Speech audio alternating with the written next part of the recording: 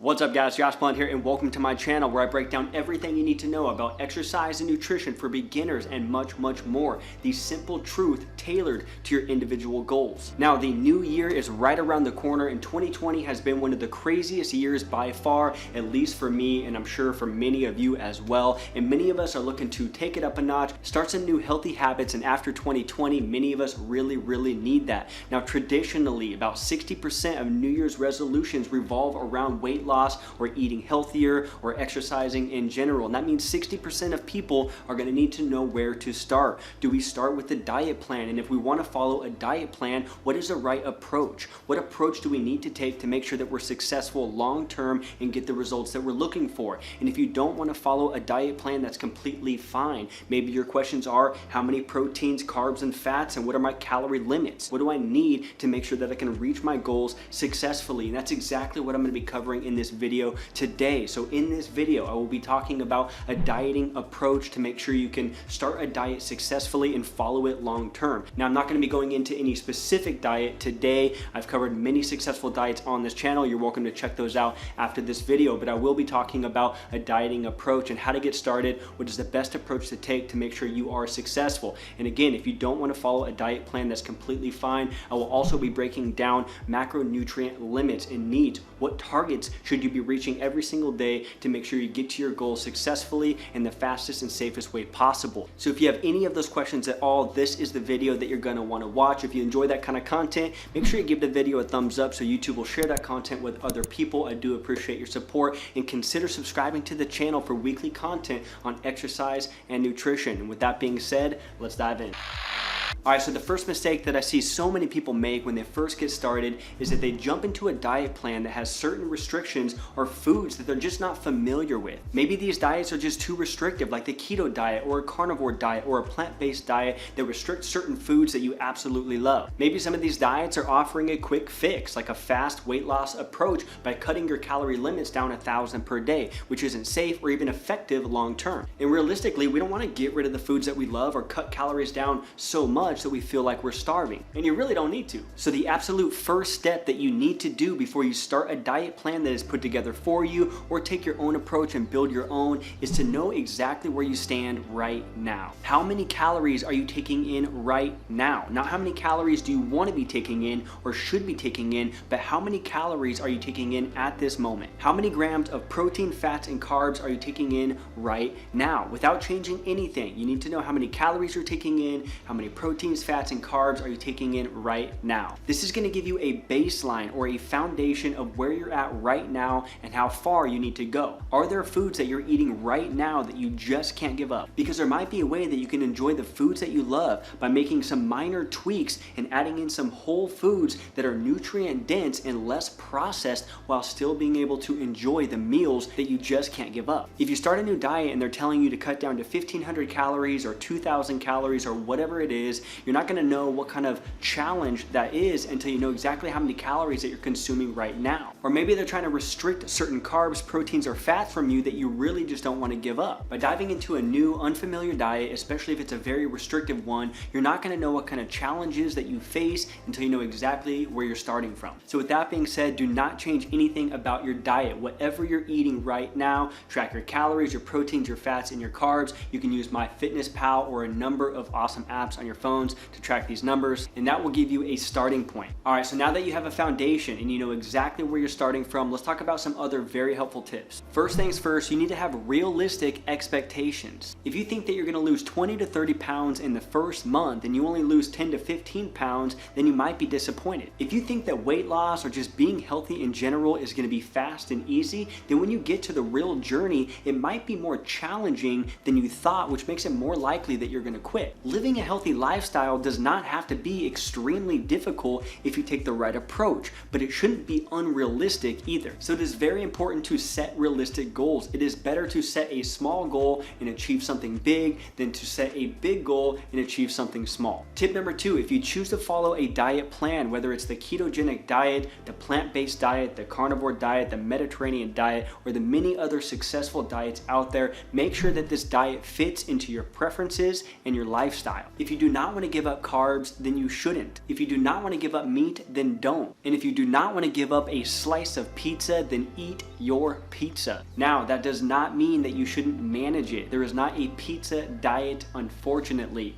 But if you don't want to, you shouldn't have to give it up completely either. The more that these diets restrict from you and take away the things that you love, the harder that they are to follow long term. And long term is where the results are at. If you're eating 3,000 calories right now and the diet plan that you're following is saying that you need to cut back 1,000 calories or 1,500 calories, that's going to be very difficult to do all at once. And it's not going to be real safe either, which means it's probably not the best approach. So if you're choosing to follow a diet plan, make sure you choose one that fits into your lifestyles. There are many diets to choose from. I cover many of those on this channel here. Like I said before, you're welcome to check those out. Check out many diets, see which one fits into your lifestyle the best. They're all going to offer the same results. We're looking for weight loss if that's your goal, a healthier lifestyle, less risk of developing chronic diseases. Again, they have their own approaches, different foods, different selections, but they're all leaning towards the same goal. So do your research, look into many of them, and see which one you could follow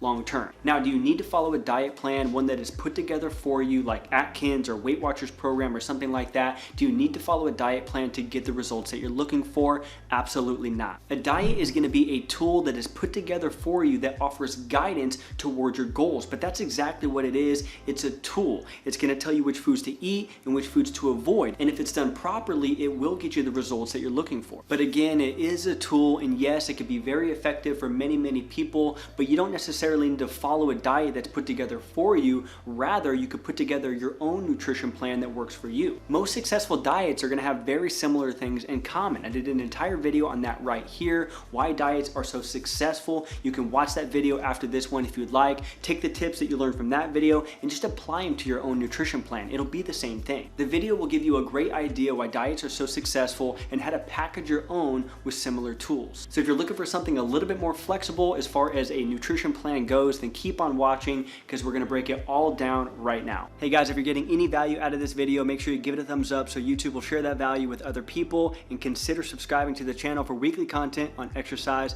and nutrition. Let's get back to it. All right guys, so instead of restricting all of the foods that you enjoy or cutting your calories down 1,000 calories a day, which is ridiculous, we're going to do something a little bit different. So if your goal is weight loss and we still want to be in a deficit, but we're going to do a deficit of 300 calories a day instead of something like 1,000. 300 calories a day is like a small snack for many people, so it's definitely doable. If you want to do 500 calories a day, then do 500 calories as long as you can do it consistently. But we're going to stick with 300 calories a day. And then we're going to want to balance our macronutrients like the proteins, the fats, and the carbs. We're going to want to balance the macronutrients to hit that calorie limit. If your goal is not to lose weight, or if your goal is to gain weight, then this still applies to you. So if you're looking to maintain the same body weight, then you're not going to go into a calorie deficit. If you're looking to gain weight, then you need to up the amount of calories that you're consuming every single day. But you still need to balance your macronutrients and hit certain targets to get to that calorie limit. All right, so we're going to be using weight loss as an example for the video. So let's say you consume 3,000 calories a day and your goal is to lose weight. What you're going to want to do is cut back 300 calories to be in a deficit, which would be 2,700 calories for the day. Now let's apply our macronutrients and see exactly how we're going to get this number. All right, so let's say you weigh 200 pounds. That is the example that we're going to use right now. A healthy amount of protein is about 1 gram of protein per pound of body weight. So if you weigh 200 pounds, then you want to consume 200 grams of protein per day. Now 1 gram of protein is about 4 calories. So 200 times 4 is 800 calories. So you're going to be consuming 800 calories a day from protein. Now this concept is going to apply to the majority of people, especially if you work out on a regular basis. 1 gram of protein per pound of body weight is a healthy amount of protein. Now as far as healthy fats go, 20 to 25% of your daily calories should be coming from fat. So we're going to stick with the same example. If your calorie limit is 2,700 calories per day, 25% of that is about 675 calories coming from fat per day. Now if you're looking to use grams, 675 calories from fat is about 75 grams of fat. There are 9 calories in 1 gram of fat. So what whatever your calorie limit is for fat per day, just divide that by 9, and that's how many grams of fat that you should be consuming per day. All right, guys, let's just recap this real quick. We are almost done. So you got 1 gram of protein per pound of body weight. In this example, that is 800 calories. 25% of your daily calories should be coming from fat. In this example, it's about 675 calories, totaling roughly 1,500 calories. We're gonna round up, keep it simple. You have 1,200 calories left, right? You're at 1,500 calories.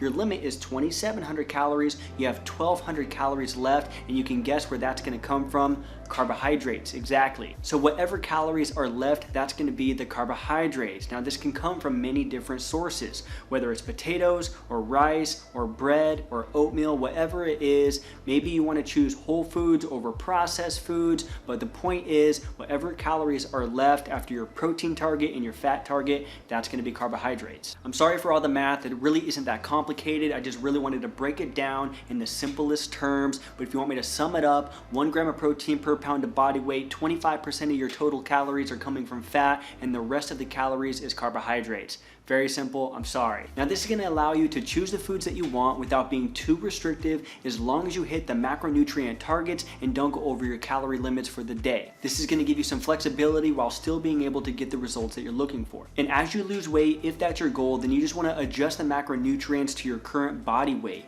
So if you're at 200 pounds, you drop down to 180, now you're eating 180 grams of protein per day instead of the 200, and so on. Use this as a general guideline. It will apply to the majority of people. Remember, you need to start with some awareness. So don't change a thing at first. Just track what you're eating right now. Don't change anything. How many calories, how many proteins, how many fats, and how many carbs. This will give you a foundation, and then you can take a more educated approach and find a diet plan that's going to work within your lifestyle and your needs. Something that you can follow long term. Both of these approaches are going to be really effective, and it's really just going to come down to what works for you. Make sure that you're starting with realistic expectations and understand that anything great will take some time. How much time? Well, that's just gonna come down to your own dedication and your own discipline, which will get easier over time. All right, guys, that is it for the video. If you have any questions or comments at all regarding exercise, nutrition, or mindset, put it in the comment section down below. If you enjoyed this kind of content, give it a thumbs up so YouTube will share that value with other people. Subscribe to the channel for weekly content on exercise and nutrition, and I will see you guys on the next video.